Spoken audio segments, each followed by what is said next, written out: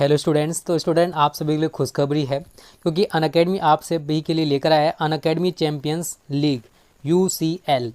Enrol कर सकते हो आप फ्री ऑफ कॉस्ट। इस वीडियो के डिस्क्रिप्शन में मैंने लिंक दे रखी है। Enrol for the free weekly tests for IIT JEE and NEET UG and stand a chance to win prizes and scholarships every Sunday. तो एवरी संडे आप Unacademy champions league यहाँ पर आप टेस्ट दे सकते हो, वो भी फ्री ऑफ कॉस्ट हैं। और आप कैसे एनरोल करोगे इस वीडियो के डिस्क्रिप्शन में आपको लिंक मिल जाएंगी। आगे बात करते हैं स्टूडेंट, टेस्ट का पैटर्न क्या होगा। Test pattern for UCL group stage test है आपका मैथमेटिक्स का, जिसमें आपसे 25 क्वेश्चंस पूछे जाएंगे जो कि 100 मार्क्स के होंगे। और फाउंडेशन लेवल एग्जाम भी होगा। उसके बाद स्टूडेंट डिटेल्ड परफॉर्मेंस रिपोर्ट, ठीक है ना। आगे बात करते हैं स्टूडेंट, जो बच्चे देखो अच्छा स्कोर करते हैं UCL फाइनल होगा 300 मार्क्स का 12 बजे 25 अक्टूबर को। उसके लिए आप एनरोल कर सकते हो, वो भी फ्री ऑफ कॉस्ट। और अगर आप यहाँ पर अच्छे अचीवर बनते हो तो रैंक 1 पर जो भी स्टूडेंट आएगा उसको 50,000 रुपये तक का इनाम दिया जाएगा। और जो सेकंड पर रहेगा उसके लिए 30,000, थर्ड पर रहेगा उसके लिए 30,000, और जो 4th से लेकर 10th तक आएंगे उनके लिए 25,000 रुपये तक के इनाम दिए जाएंगे। और उसके साथ साथ यहाँ पर स्टूडेंट आपको 1 ईयर सब्सक्रिप्शन IIT JEE या फिर नीट का मिलेगा। तो देखो बहुत अच्छा चांस है। और जो 4 से लेकर 10 तक रहेंगे उनके लिए 6 मंथ सब्सक्रिप्शन दिया जाएगा, वो भी अनअकैडमी प्लस का। तो बहुत अच्छी बात है ये, ठीक है। और आगे बात करते हैं स्टूडेंट, यहाँ पर आप देख सकते हो फ्री ऑफ कॉस्ट एनरोल कर सकते हो और अपने दोस्तों को भी बता सकते हो, वो भी यहाँ पर एनरोल करके पढ़ाई भी करेंगे, उसके साथ साथ यहाँ से इनाम भी जीतेंगे। तो बहुत अच्छी अपॉर्चुनिटी है आप सभी के पास, ठीक है। और देखो आप सभी के लिए गुड न्यूज़ है, जो भी बच्चे IIT JEE या फिर नीट की प्रिपरेशन करना चाहते हो तो Unacademy class 11th batch, class 12th and dropper batch और ड्रॉपर्स बैच, ये 3 न्यू बैचेज स्टार्ट करने वाला है। और ये वाला जो बैच है स्टूडेंट क्लास 11th बैच, ये आपका 26 अक्टूबर को स्टार्ट होगा। और ये जो है स्टूडेंट ड्रॉपर बैच, ये वाला जो है ये 26 अक्टूबर को, और ये लास्ट वाला जो है ये 30 अक्टूबर को स्टार्ट होगा। इसकी भी डिस्क्रिप्शन में आपको लिंक मिल जाएगी, ठीक है। Unacademy intelligence questions unique chapter wise daily practice problem for class 11th 12th and droppers. Attempt it live every Monday to Thursday 7 PM.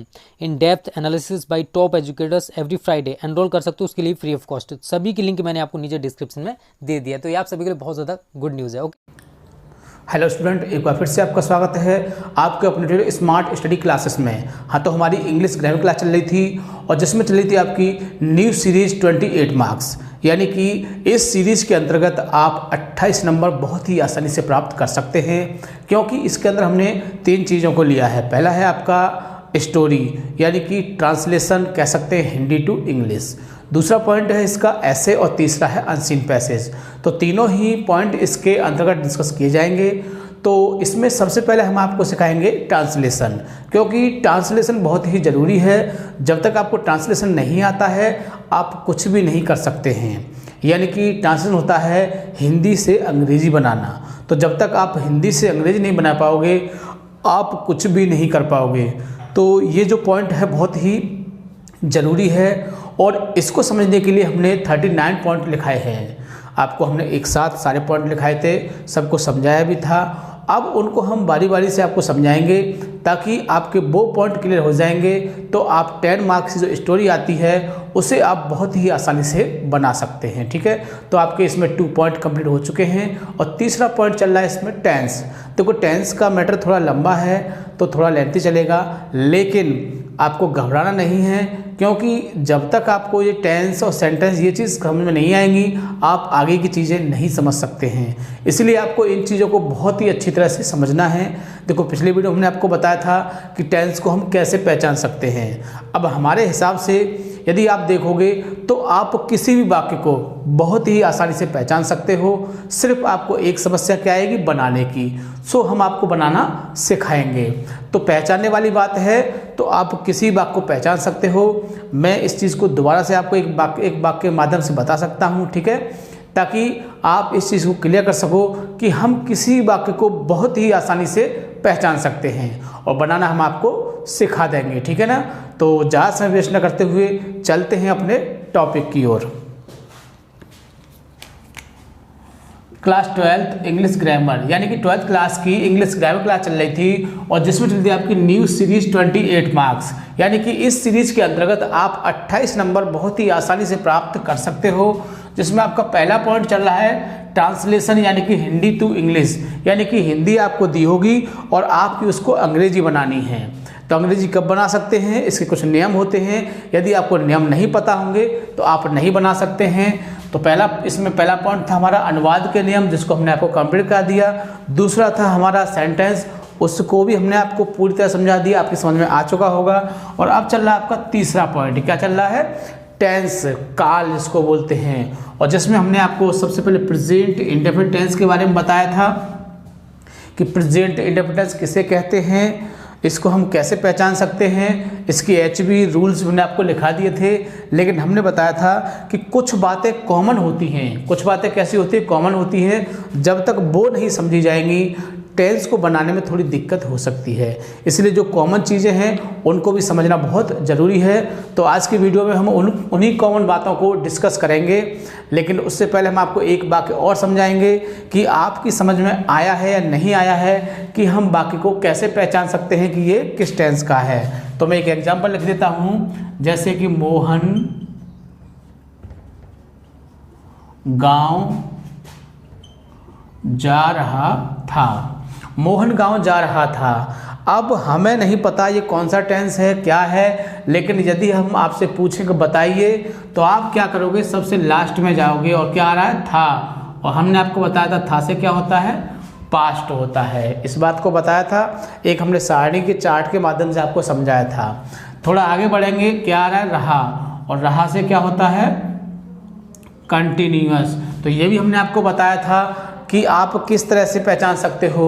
अब कहा जाए कौन सा टेंस है, तो कहोगे पास्ट कंटिन्यूअस टेंस, यानी बहुत ही आसानी से आप इसको पहचान सकते हो। एक और वाक्य समझ लेते हैं, राधा चाय पी चुकी होगी।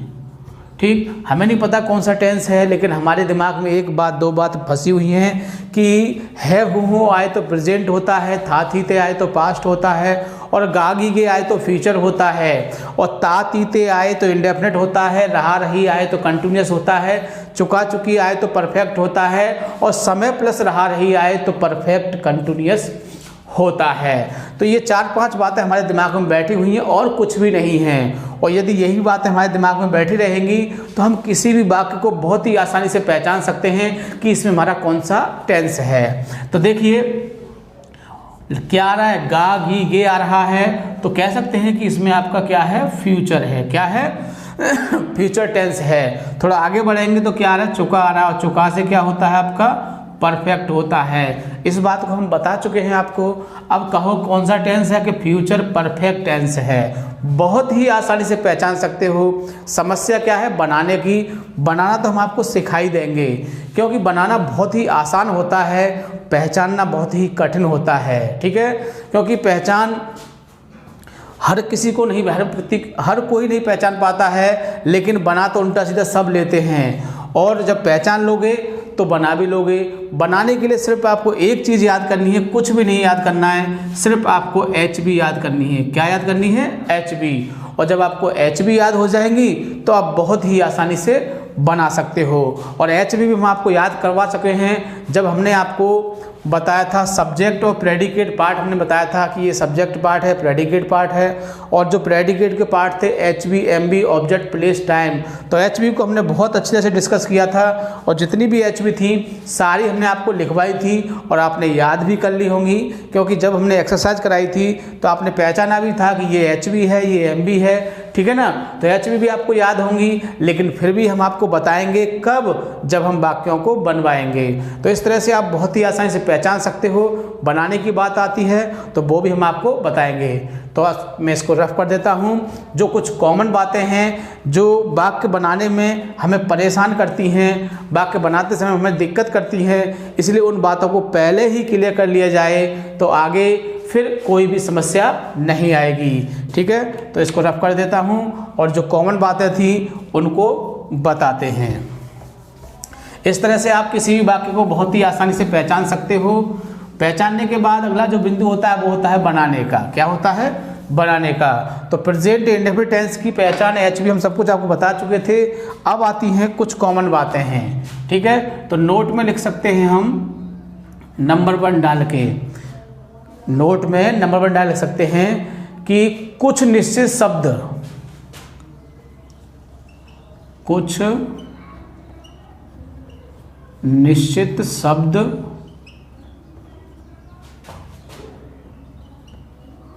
सब्जेक्ट के रूप में आते हैं जो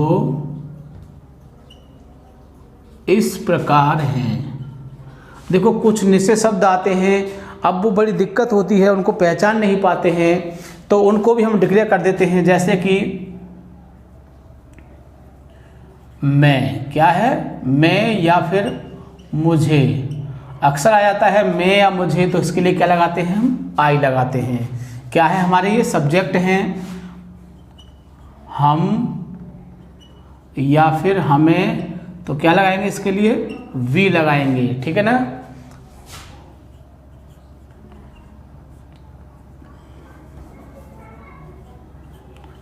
तुम,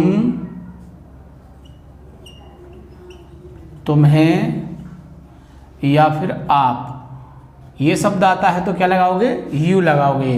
देखो आगे से ये गलती नहीं होनी चाहिए, क्योंकि मैं उन चीज़ों को देखता हूँ कि व्यक्ति के अंदर कौन सी वीकनेस है, आगे जाके इनको क्या चीज़ परेशान करेगी। तो मुझे इस बात को पूरी तरह से पता चल जाता है कि आगे जब हम वाक्य बनवाएंगे तो ये चीज़ आपको दिक्कत करेंगी। इसीलिए जो दिक्कत वाली चीज़ें हैं मैं उनको पहले ही हटा देता हूँ, ठीक है, ताकि जो भी अवरोध हो वो हट जाए। आगे देखिए, मैं या मुझे, हम या हम, वह या फिर उसे, तो इसके लिए आएगा आपका ही, वह या फिर उसे, इसके लिए आएगा सी। तो ये जो होता है ये पुरुष के लिए होता है और ये जो होता है ये स्त्री के लिए। वे या फिर उन्होंने शब्द आता है तो लगाते हैं दे। यह या फिर इस शब्द आता है तो लगाते हैं इसके लिए इट। और नेम शब्द आता है तो नेम के लिए तो नेम ही रहता है, ऐसी कोई दिक्कत वाली बात नहीं है, ठीक है। तो ये जो होते हैं ये कुछ निश्चित शब्द होते हैं जो हमको पता होना चाहिए। इसके बाद आता है आपका वहाँ के अर्थ में आता है देयर, और यह के अर्थ में आ जाता है आपका दिस, और वह के अर्थ में आ जाता है आपका डैट। तो देखो ये शब्द यदि हमको पता होंगे तो बिल्कुल भी दिक्कत नहीं होगी, बहुत ही आसानी से यही शब्द आते हैं। और जो अक्सर गलती हो जाती है, जैसे मैं, हम, तुम, वह, वे, यह है, तो ये शब्द आ जाते हैं। तो इनके जो होते हैं जैसे आई मिस मैं, वी मिस हम, यू मिस तुम, वह की उससे होती है, और वह स्त्री के लिए सी होती है। तो इस तरह से हम इनको बहुत ही आसानी से कर सकते हैं। आगे आते हैं, कुछ निश्चित कर्म होते हैं,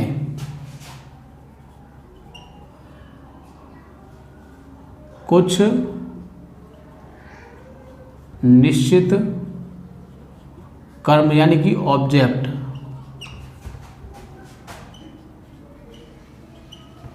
कुछ निश्चित ऑब्जेक्ट होते हैं, जैसे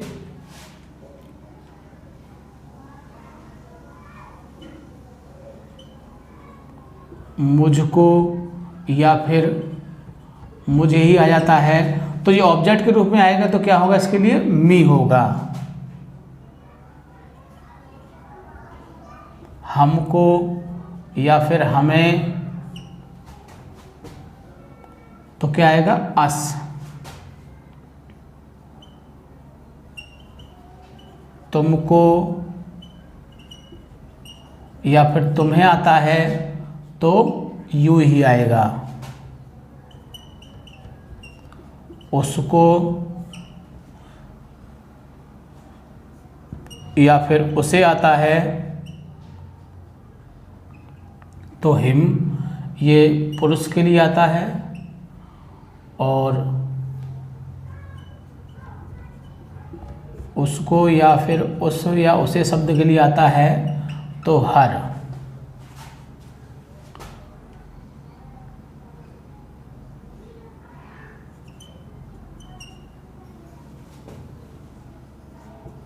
उन्हें या उनको ये शब्द आता है तो देम शब्द का प्रयोग करते हैं। किसका प्रयोग करते हैं? देम का। इसे, इट। तो ये चीज़ें अभी हमको याद होनी चाहिए, ये चीज़ें हर समय दिक्कत करती हैं। इसके बाद आता है एक शब्द, एक और पॉइंट है इसके बाद, यानी कि अपने की अंग्रेजी। क्या है?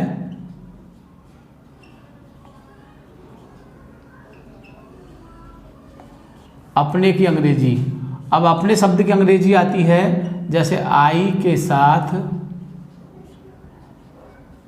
माई, यानी कि ये बहुत ही महत्वपूर्ण पॉइंट है आपका। अक्सर इसमें गलतियां हो जाती हैं। तो आई के साथ क्या होता है? माई। वी के साथ अवर। यू के साथ योर। ही के साथ हिज।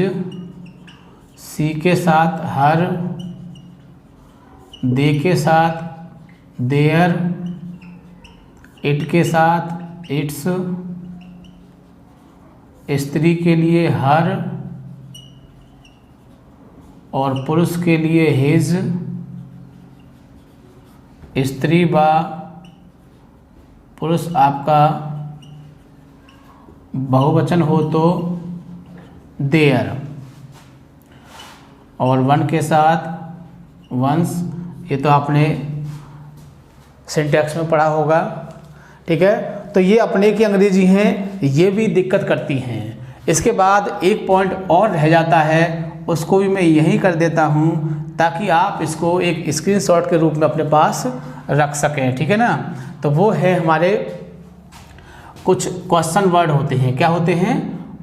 कुछ क्वेश्चन वर्ड होते हैं।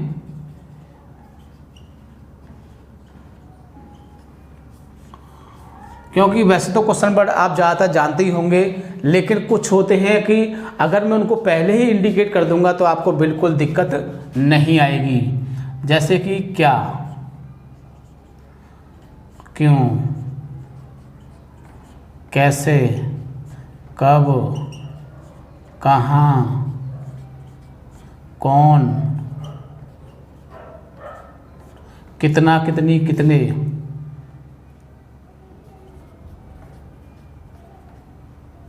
कौन सा, किसे।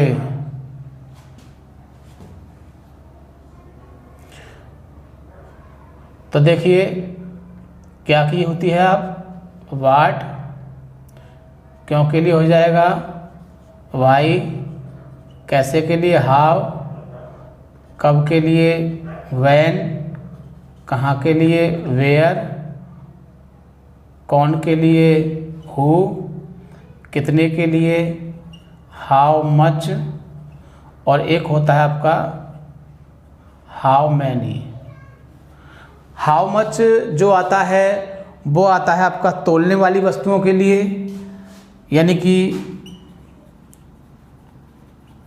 हाउ मच किसके लिए? जिन वस्तुओं को हम तोलते हैं, जैसे कि आपका मिल्क है, वाटर है। और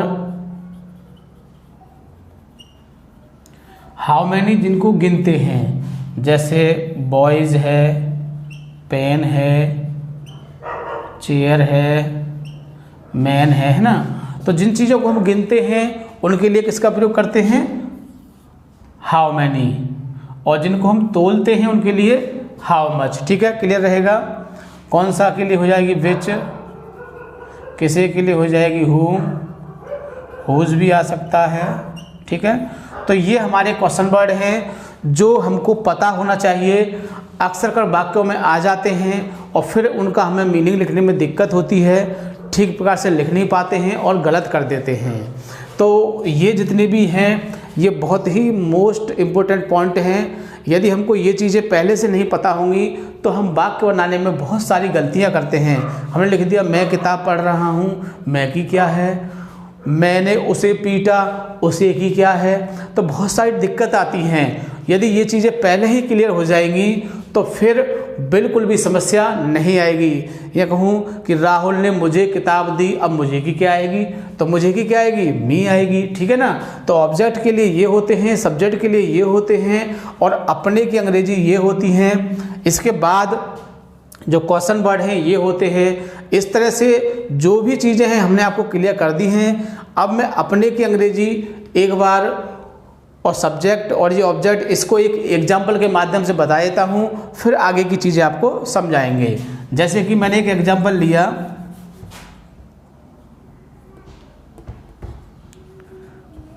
मैं अपनी किताब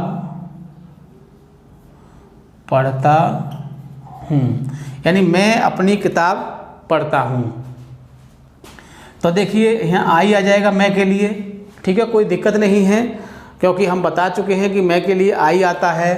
अब पढ़ता हूँ तो क्या हो जाएगा, रीड, और आई बहुवचन मानते हैं इसलिए कुछ नहीं, मैं पढ़ता हूँ, क्या पढ़ता हूँ, अपनी। अब बात आती है कि अपनी, अपना शब्द को ज़्यादातर स्टूडेंट होते हैं वो हिज समझते हैं। क्या समझते हैं, अपना आ गया हिज लगा दो, अपना आ गया हिज लगा दो, अपनी आ गई हिज लगा दो, या अपनी आ गई तो हट लगा दो, ऐसा कुछ कर देते हैं। लेकिन इस बात को ध्यान रखोगे कि जो अपना, अपनी, अपने की अंग्रेजी होती है वो एज ए सब्जेक्ट आती है। कैसे आती है, एज ए सब्जेक्ट।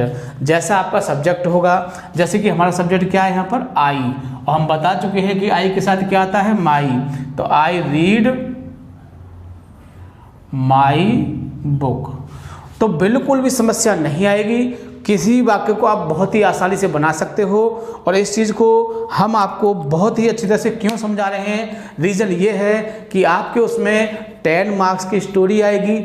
उसके अतिरिक्त ऐसे है जो भी सिस्टम आपका है, शॉर्ट क्वेश्चन आते हैं, एक्सप्लेनेशन आते हैं, वो सब किस पर डिपेंड होते हैं, वो सब हिंदी से इंग्लिश पे ही डिपेंड होते हैं। क्योंकि इंटरमीडिएट में बहुत ज़्यादा सिलेबस होता है। क्या क्या रटोगे आप, कितने सेंट्रल आइडिया रटोगे, कितने शॉर्ट क्वेश्चन रटोगे, कितने लॉन्ग रटोगे, परेशान हो जाओगे। इसीलिए क्या है, चैप्टर की हिंदी को बहुत अच्छी तरह से अपने माइंड में रखोगे और ट्रांसलेशन हम आपको सिखा देंगे, जिससे कि कोई भी क्वेश्चन आता है माइंड में उसकी हिंदी बनाई और कॉपी पर इंग्लिश बनाई, बहुत ही आसानी से पूरा पेपर हो जाएगा। और ऐसे जब आंसर लिखे जाते हैं तो उन पर मार्क्स भी बहुत अच्छे मिलते हैं, ठीक है ना। तो ये जो बातें थी मैंने इनको लिख दिया, आप इसका एक स्क्रीनशॉट ले लीजिए ताकि मैं इसको मिटा दूं, ठीक है। मैं इसको रफ कर देता हूं, आगे फिर इसमें और बताते हैं कुछ।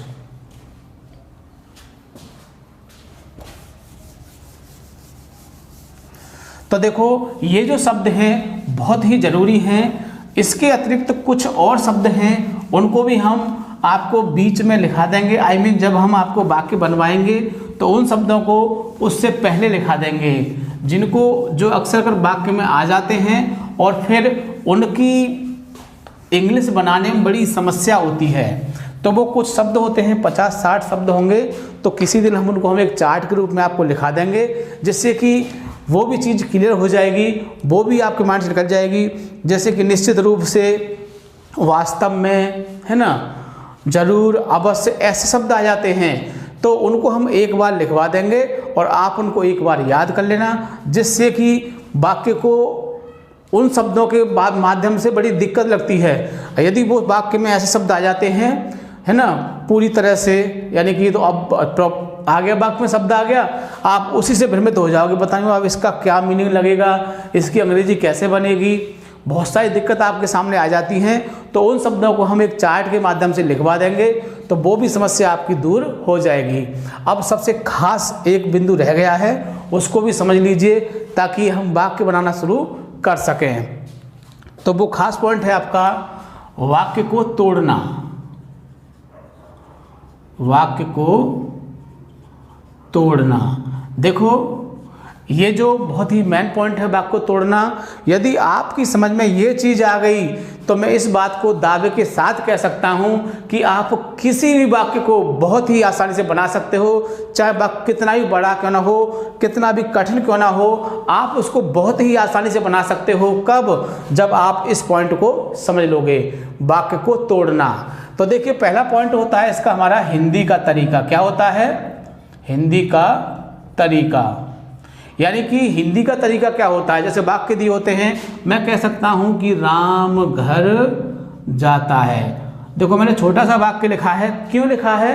क्योंकि छोटे वाक्य के स्तर से आप किसी भी बात को बड़े अच्छी तरह से समझ सकते हैं, और यदि इसी बात को मैं बड़े वाक्य के साथ कहता तो आपकी समझ में कुछ भी नहीं आता।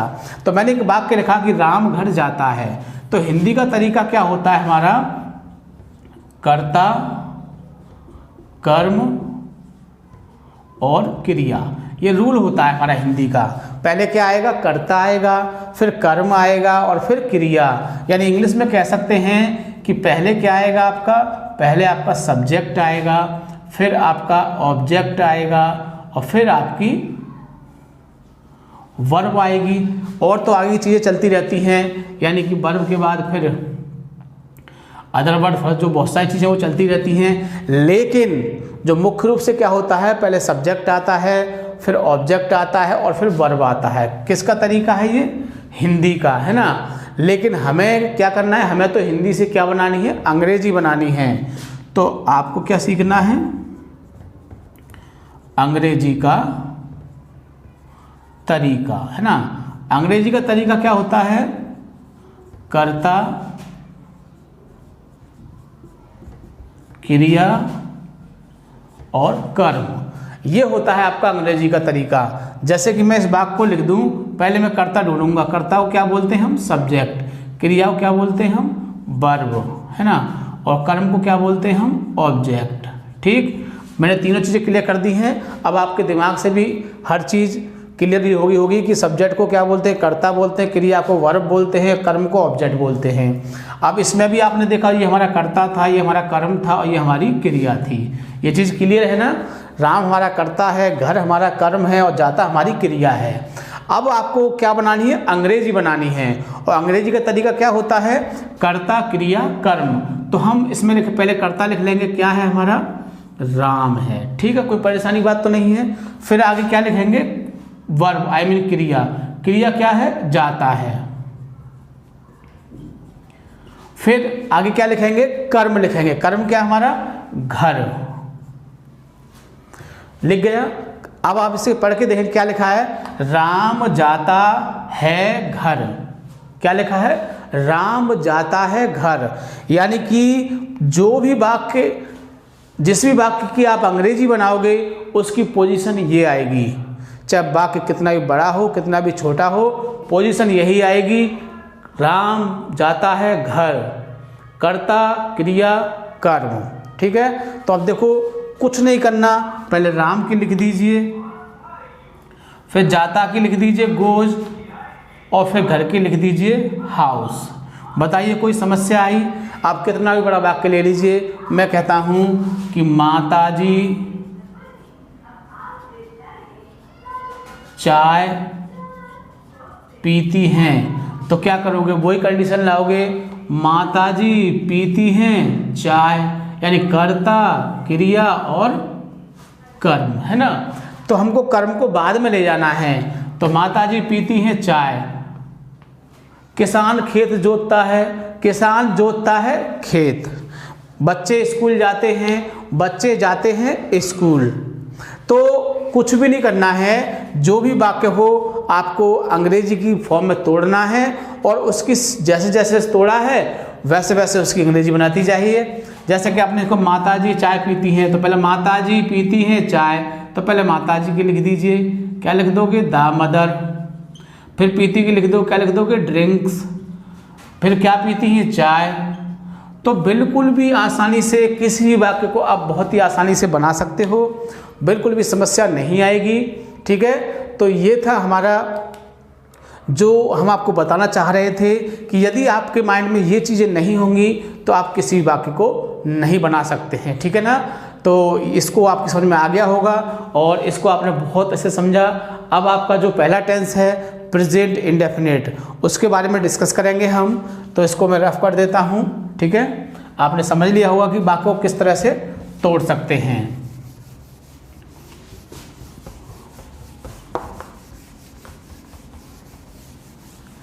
तो पहला ही टेंस है आपका प्रेजेंट इंडेफिनिट टेंस, है ना, जिसमें हमने पहले आपको असर्टिव के बारे में बताएंगे, जैसे कि असर्टिव जो होते हैं, और पहला पॉइंट होता है उसका अफर्मेटिव, ठीक। अफर्मेटिव का रूल जो होता है, पहले सब्जेक्ट आएगा, फिर वर्ब प्लस एस या ईएस, फिर ऑब्जेक्ट और फिर अदर वर्ड। जैसे कह सकते हैं कि दिनेश रोजाना मंदिर जाता है ना। तो देखो, अब हमने आपको बताया था कुछ भी नहीं करना, पहचानना है से क्या होता है प्रेजेंट हो गया, ता से क्या होता है इंडेफिनिट हो गया, प्रेजेंट इंडेफिनिट हो गया, पहचान लिया हमने आसानी से। फिर तोड़ेंगे, दिनेश जाता है मंदिर रोजाना, यानी दिनेश जाता है मंदिर और रोजाना, है ना। तोड़ लिया हमने वाक्य को। तोड़ क्या कर सकते हैं, बहुत ही आसानी से इसको बना सकते हैं।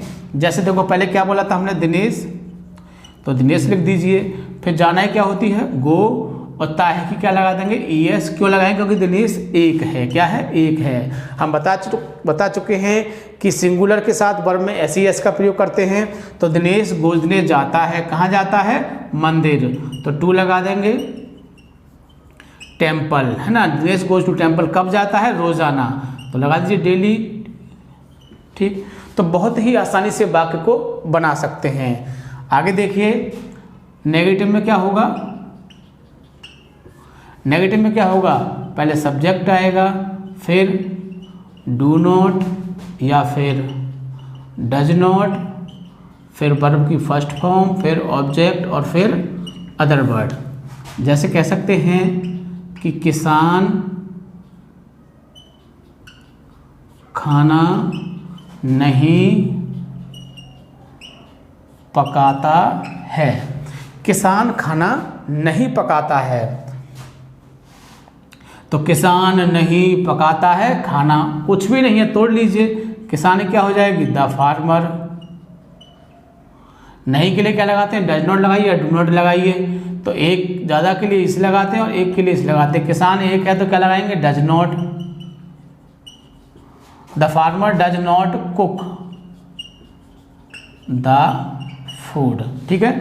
बहुत ही आसानी से बना सकते हैं, बिल्कुल भी समस्या नहीं आएगी। आगे देखिए, इंट्रोगेटिव है इसका। इंट्रोगेटिव में क्या होता है, क्या शब्द शुरू में दिया होता है तो क्या करते हैं, डू या डज को शुरू में लगाते हैं, अंत में क्वेश्चन मार्क लगाते हैं। दो बातें याद रखनी है, जैसे कि क्या मुकेश पतंग उड़ाता है, क्या मुकेश पतंग उड़ाता है। तो क्या शुरू में आए तो क्या करते हैं, डू या डज को शुरू में लगाते हैं। मुकेश कितने हैं, एक हैं, तो क्या लगा देंगे, does Mukesh fly the kite, ठीक है। और अगला है इसका डबल इंट्रोगेटिव।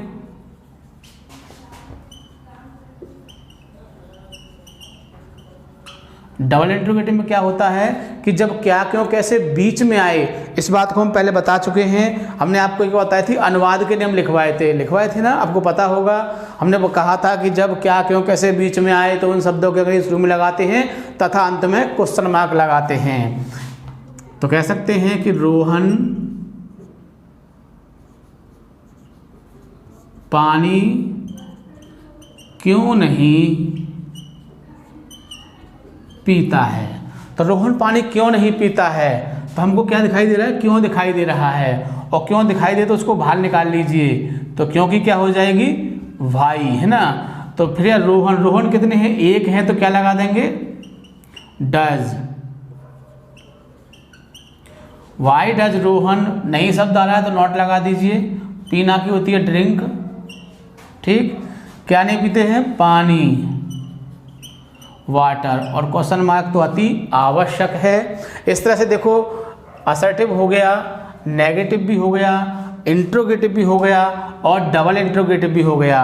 तो प्रेजेंट का जो आपका पहला था प्रेजेंट इंडेफिनिट कंप्लीट हो चुका है।